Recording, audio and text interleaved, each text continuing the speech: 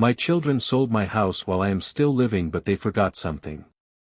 Before I continue, please give this video a thumbs up if you find it interesting and also subscribe to my channel to see more interesting stories. Thank you for listening. The sound of the grandfather clock filled the house that night, tick, tock, as if it were counting my loneliness. I sat at the long oak dining table, 3 empty chairs facing me. Those chairs once held laughter, spaghetti nights, spilled juice, little feet running up and down the stairs. Now, only silence sat across from me. My wife, Evelyn, used to hum while cooking. She'd glance over her shoulder and say, "Robert, don't forget the salad." I'd tease her that no one ever ate the salad anyway. We'd laugh, and life was simple. But 5 years have passed since cancer took her. And with her went the glue that kept my family together. My children, Michael in New York, Sophia in Chicago, and Daniel in Los Angeles, rarely call. When they do, it's about business, not love. That night, I stared at Evelyn's framed picture beside the table. "You'd be disappointed, Eve," I whispered. "They've forgotten where they came from." I didn't know then, that betrayal was already creeping quietly toward me, hidden beneath polite smiles and phone calls that began with, "Dad, we've been thinking." It came on a Tuesday afternoon. The kind of quiet day where even the seagulls seem too tired to cry. The phone rang. "Dad, it's Michael." His tone was brisk, corporate. He didn't ask how I was. "We've been talking, Dad. The house, it's too big for you. It's time you move into a smaller place." I frowned. "Smaller?" "Yeah, you know, a senior community. Safer, easier. You deserve peace of mind." Peace of mind. That phrase always hides an agenda. I asked, "And what about the house?" "Oh, we'll handle it," he said quickly. "We'll take care of everything. Don't worry." He sounded like a real estate agent, not my son. When I hung up, I stood by the window watching the ocean roll against the shore. Evelyn and I built this home together, every brick, every beam. I could still see her handwriting on the blueprint folded in my study. I whispered to her picture again, "They want to sell your dream, Eve." That night, I wrote in my journal. "Never let your children think your heartbeat has an expiration date." They came 2 weeks later, all 3 of them, each dressed like they were meeting a client, not visiting their father. Sophia brought her laptop, Michael had a folder, Daniel wore an expensive wristwatch. They looked like investors assessing an asset. We sat in the living room, sunlight dancing through the white curtains Evelyn had sewn years ago. The air was heavy. Sophia opened her laptop and said, "Dad, we've found a buyer. The house is in a prime area, and the offer is great. You'll have more than enough to live comfortably." I looked at them one by one. Did I say I wanted to sell? Michael leaned forward. "Dad, it's not about what you want. It's about what's best. That house is too much for you to maintain." I smiled faintly. "Too much for me. I designed and built it with my bare hands." Daniel sighed. "We're just trying to help, Dad." I didn't argue. I simply said, "Leave the papers here. I'll look them over."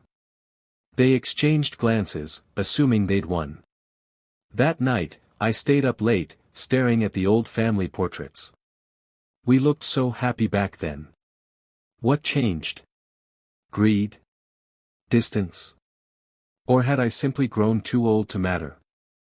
The documents they brought were neatly stapled, pages and pages of legal language. I could almost smell Michael's impatience in the ink. I poured myself some coffee, put on my reading glasses, and began. It didn't take long to see the trick. The papers weren't authorization forms, they were transfer deeds. They had left blank lines for my signature, assuming I'd trust them enough not to read. But I've spent a lifetime reading blueprints and contracts. I caught the flaw instantly, the title was still solely in my name. The property couldn't legally be sold without my signature. I smiled bitterly. My children thought they were clever. But they forgot I raised them. I taught Michael how to negotiate, Sophia how to read fine print, Daniel how to think strategically. Now they were using my own lessons against me. That night, I didn't sleep. I sat by the window watching lightning dance across the sea and whispered. You taught them to build, Evelyn. I'll teach them what happens when you build on lies. The next morning, Clara knocked on my door, my next-door neighbor and an old friend of Evelyn's. A retired paralegal with a sharp eye and a sharper mind. You've been quiet lately, she said. What's going on? I told her everything. Every word, every lie, every betrayal. She listened, her face hardening. Robert, they can't sell that house without your consent. But you need protection. Children can be reckless when money blinds them. She offered to help. That afternoon, we went through the property documents together. Then she smiled. Let's make sure they never see this coming. With her help, I transferred my home into a living trust under my control, airtight, invisible, and completely legal. Only my lawyer and Clara knew. My children would never notice the change. Not until they tried to cash in on something that was no longer theirs. When the papers were finalized, I stood outside, feeling the coastal breeze brush against my face. For the first time in years, I didn't feel weak. Evelyn would have been proud. The war hadn't started yet, but I was ready. A week passed before I heard from them again. Michael called first, his voice oiled with charm. Dad, great news. The buyer's ready to move fast. We just need your signature. We'll wire the funds right after. I played along. That's good, son. Send the papers over again. I'll have my lawyer take a look. The line went silent for a moment. Lawyer, he said, his tone faltering. Yes, I replied softly. You didn't think I'd make a major decision without professional advice, did you? He tried to laugh it off, but I could sense his unease. After we hung up, I sat on the porch watching thunderclouds gather over the Atlantic. The air smelled like rain and change. When Evelyn was alive, she used to say storms cleanse the earth. That night, the storm broke in full fury, thunder cracking across the sky like an old wound reopening. I stood by the window, letting the lightning illuminate the house's framed memories, Christmas mornings, birthdays, family dinners. This house holds our story, I whispered to Evelyn's picture. And I'll make sure no one sells our story for profit. By midweek, Clara came over again, carrying a file folder. I found something, she said. Your children already listed the house for sale online. They're calling it a fast estate transition. She turned her laptop toward me. And there it was, photos of my home, my garden, even Evelyn's rose bushes, plastered on real estate sites. The asking price? Over $1.2 million. I felt my chest tighten, not from anger, but from heartbreak. How could they commercialize the very soil their mother loved? They even scheduled a showing next weekend, Clara added. Want to attend? I chuckled softly. Oh, I'll attend. Just not as the man they expect. That night, I called my lawyer, Mr.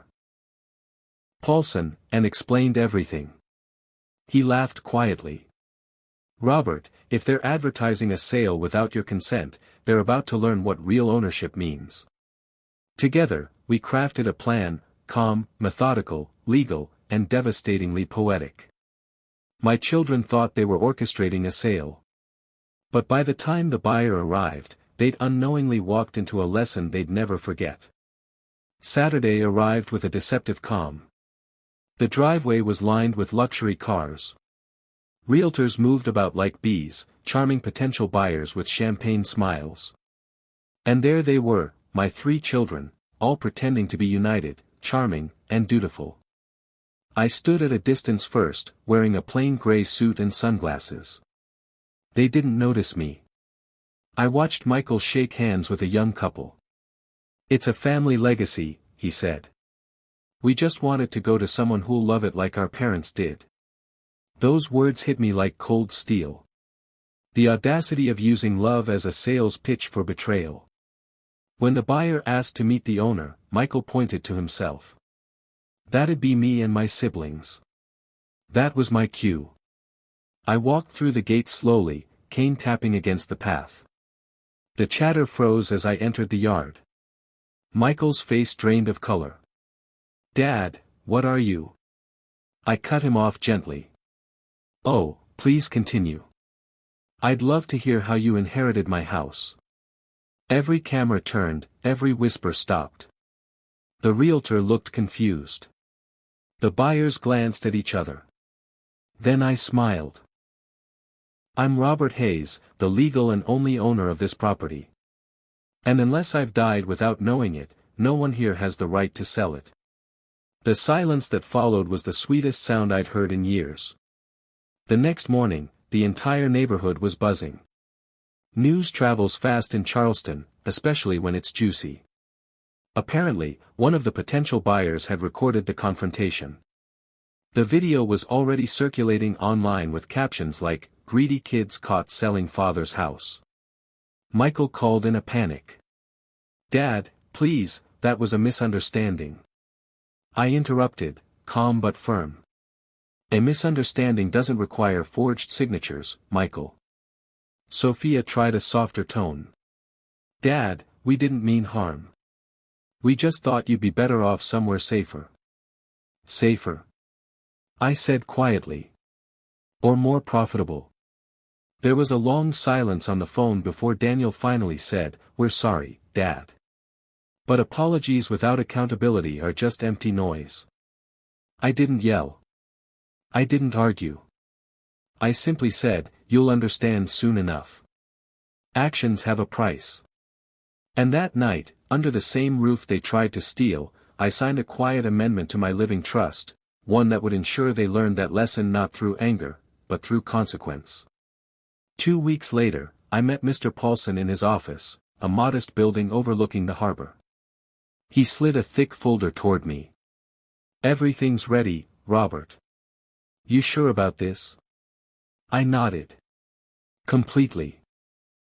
The new trust terms were simple: upon my passing, the house, and all my savings, would go to a foundation in Evelyn's name, dedicated to housing single mothers and widows. My children wouldn't get a cent until they rebuilt their character, literally. Each would need to volunteer full-time for 1 year in the charity before they could claim any inheritance.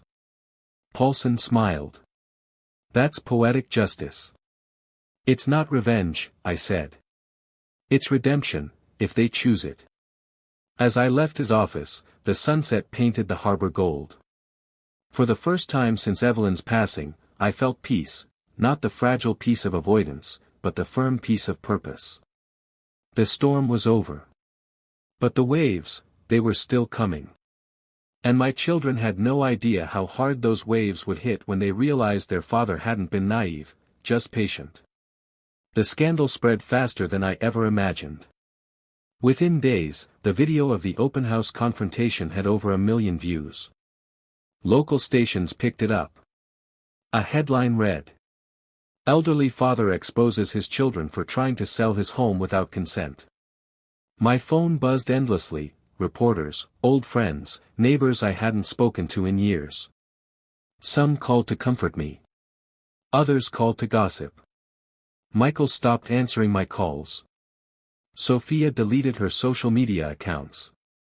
Daniel, the youngest, came to see me in person. He stood at the door, guilt painted across his face. "Dad, we didn't mean to hurt you. We thought you'd be better off." I looked at him for a long moment. "Did you ever ask what better off means to me?" He lowered his head. "No." We sat in silence, broken only by the distant sound of church bells. Finally, I said, "You've all become strangers to me. And yet, I'm the one you call family when money's involved." He started to cry, quietly, like a boy who finally understood the weight of his actions. But forgiveness, that would have to wait. Some lessons can't be taught through words, only through the consequences of your own choices.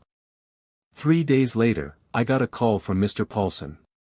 "Robert," he said, his voice calm but deliberate, "your children hired an attorney. They're contesting your mental fitness." I smiled bitterly. Of course they are. When greed fails, they question sanity. Paulson sighed. "We'll handle it legally. They have no standing. You're of sound mind, and your medical records confirm it. But are you ready for the storm that comes with public court?" I looked out the window at the ocean again, the same ocean Evelyn and I used to walk beside every Sunday morning. "I've faced bigger storms," I said. When the court summons arrived, it wasn't anger I felt. It was sorrow. Imagine raising children, teaching them love, loyalty, and integrity, only to see them turn those very tools into weapons against you. Still, I attended every hearing calmly. I answered every question truthfully. By the third session, even the judge began to frown at their claims. And when the ruling came, "Mr. Hayes is fully competent and legally protected under his trust," my children's lawyer quietly gathered his papers and left without another word. I didn't celebrate. I just whispered to Evelyn's picture, "Justice wears no crown, my love. It walks softly."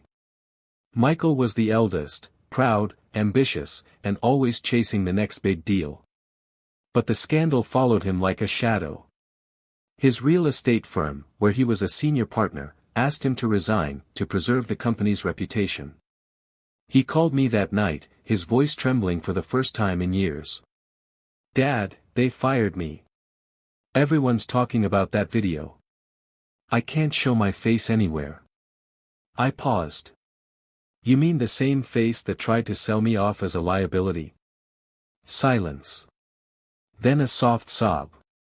"I've ruined everything, haven't I?" I didn't answer. After he hung up, I sat on the porch for a long while. The night air was cool, the crickets loud.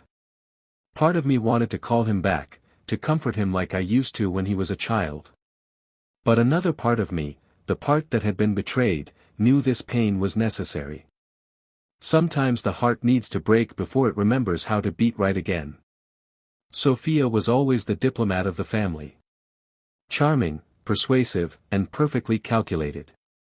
She'd been a senior manager at a non-profit organization, until donors began pulling out after her name hit the news. She came to see me one evening, her once perfect poise replaced by visible exhaustion. "Dad," she said softly, "I lost my job. People think I'm some kind of monster." I gestured for her to sit. She looked around the living room, eyes resting on her mother's old piano. "Do you remember," I asked, "when you were 12 and said you wanted to change the world?" She nodded slowly. "Then start by changing yourself," I said gently. "The world doesn't need another speech. It needs example." She cried quietly, and for the first time, I saw the little girl who used to sit on her mother's lap. I didn't hug her, but I didn't turn her away either. Forgiveness, I've learned, is not an act. It's a process. And that night, as she left, I saw a glimmer of Evelyn in her, faint, but real. Of all three, Daniel was the youngest, and the one who still had a heart that could bend before it broke. After the scandal, he lost his job in Los Angeles and returned to Charleston. He began volunteering at the local shelter, quietly fixing broken doors, serving food, sweeping floors. One day, Clara stopped by and said, "You should see what Daniel's doing downtown. He's not the same boy." I didn't believe her, until I did.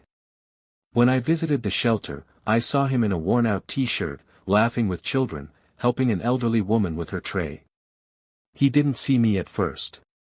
But when he finally did, he froze, then walked over slowly. "Dad," he said, voice trembling, "I don't deserve your forgiveness. But I'm trying to earn it." I looked into his eyes and saw sincerity. Raw, humble, human. Then keep trying, I said softly. Because redemption isn't given. It's built. We stood in silence, the kind that doesn't hurt anymore. And as I walked away, I whispered to Evelyn's spirit, our youngest finally found the man you prayed he'd become. Regret is a quiet visitor. It doesn't knock, it lingers. Weeks passed after the court ruling, and my children stopped contesting the trust. But I could feel their shame like a look ghost hovering in the house, whispering through the walls. One evening, I received a letter. It wasn't typed, it was handwritten. Sophia's handwriting. Dad, it began, I don't expect forgiveness. But I want to say thank you, for not ruining us when you had every right to. I lost everything I thought mattered. But now I realize, what I lost was you. I read that line 3 times. The paper trembled in my hand. I placed the letter beside Evelyn's old candle holder on the mantel. Your daughter's learning, I said to her picture. Maybe late. But learning. Outside, the sky was pink with sunset. I realized that justice, when guided by love, doesn't destroy, it transforms. Still, I wasn't ready to open my heart just yet. Not until I was sure the lesson had taken root. And soon, life would test that lesson in ways none of us saw coming. It started as a cough, a persistent one that wouldn't let go. Clara insisted I see a doctor. You're not invincible, Robert, she scolded. At the hospital, the tests came back with quiet urgency. The doctor placed a hand on my shoulder. It's early-stage pneumonia. You'll be fine, but you need rest and care. Care. That word used to mean a house full of voices. Now it meant silence, a nurse twice a week, and the sound of the ocean outside my window. When Daniel found out, he showed up that evening with soup and groceries. You shouldn't be alone, he said. I tried to protest, but he stayed. He fixed the leaking tap, mowed the lawn, sat beside me through long evenings of silence. At first, it was awkward. But slowly, the tension broke. He started telling me about his volunteer work, the people he'd met, the gratitude he'd felt. And one night, he said quietly, I finally understand why you built this house yourself. It wasn't for comfort. It was for love. That night, I slept peacefully for the first time in months. Word spread of my illness, and soon, Sophia arrived, unannounced. She stood at the door holding a casserole dish, looking nervous. I didn't come to talk about the past, she said softly. I came to make things right. She helped Daniel in the kitchen, laughed awkwardly when Clara stopped by, and even dusted the photo frames. At dinner, she looked around the table and whispered, it feels strange sitting here again, after everything. I said nothing for a long moment. Then I told her, it's not strange. It's necessary. She nodded, tears forming in her eyes. I was so blinded by success that I forgot who I was raised to be. When she left that night, she hugged me tightly, something she hadn't done since her mother's funeral. After the door closed, Daniel said quietly, you think Michael will ever come around? I looked toward the darkened window. When the heart has nowhere left to run, it always finds its way home. And I knew deep down, that time was closer than we thought. It happened on a Sunday afternoon. I was sitting on the porch, wrapped in a blanket, the ocean breeze soft against my face. Then I saw a familiar figure walking up the driveway, hesitant, broken. Michael. He looked older, thinner. The arrogance was gone. He stopped at the steps and removed his hat. Dad. I didn't know where else to go. I didn't move. This house was always yours to walk into. You were the one who walked out. He swallowed hard. I lost everything. My job, my savings, my reputation. I've been staying in a small rented room downtown. I wanted to call, but I didn't know if you'd pick up. I looked into his eyes, eyes that once reflected my own ambition. Sit, I said finally. He did. And for the first time, he listened. Really listened. No excuses. No deflection. Just humility. Before he left that evening, he said, "I can't undo what I did. But if there's anything I can fix, I will." When he walked away, I whispered to Evelyn, "They're all home again, my love. Broken, but home." The house came alive again, not with wealth, but with repentance. Sophia began organizing fundraisers for the housing charity I'd created in Evelyn's name. Daniel volunteered daily at the shelter, bringing warmth and laughter wherever he went. And Michael, the once proud businessman, started managing the charity's construction projects for free, building homes for widows and single mothers. Watching them together, hammering nails, sharing meals, I saw something I hadn't seen in years: unity. One evening, we sat on the porch, watching the sunset melt into the ocean. Sophia spoke first. "Dad, we don't deserve your forgiveness." I smiled faintly. "Then earn it, not from me, but from the people you help." The wind rustled Evelyn's rose bushes. And for the first time in a long time, I didn't feel like a lonely old man. I felt like a husband keeping a promise, a father guiding a family home. But fate still had one final act to play. And when it came, it would turn quiet redemption into poetic justice complete. 6 months passed, and the Evelyn Hayes Foundation for Homes had become more than just a charity, it became a movement. Each week, we welcomed new volunteers, mothers with children, widows seeking hope, and families rebuilding their lives. Michael supervised the building sites. Sophia managed the fundraising events. Daniel coordinated outreach programs. Sometimes, I'd sit quietly in the back of meetings, watching them work together. They didn't argue anymore. They didn't compete. They collaborated. One afternoon, Sophia said, "Dad, we just finished our first 20-unit housing block. We named it Evelyn's Haven." Tears welled in my eyes. "Your mother would have loved that." Later that night, I sat alone in the garden, listening to the crickets hum beneath the moonlight. I whispered, "You see, Eve. They're finally building something real. Not for money, but for meaning. Forgiveness doesn't erase pain. It transforms it into purpose." And I realized, that maybe this was never about revenge at all. It was about redemption, the kind that builds houses not from wood, but from love rebuilt brick by brick. One morning, Clara arrived with an envelope. "It came by certified mail," she said, smiling. I opened it. Inside was a legal document and a letter from my lawyer. The document confirmed that the foundation had received a substantial anonymous donation, $500,000. But the letter told the real story: the donor was Michael. He had sold his last remaining assets, liquidating everything he owned. The note attached read, "Dad, I built my empire on greed and lost it all. This is what remains. I want to give it back to something good, to Mom, to the woman who taught me what home really means." I held the letter for a long time, the ink blurring through my tears. Clara placed a hand on my shoulder.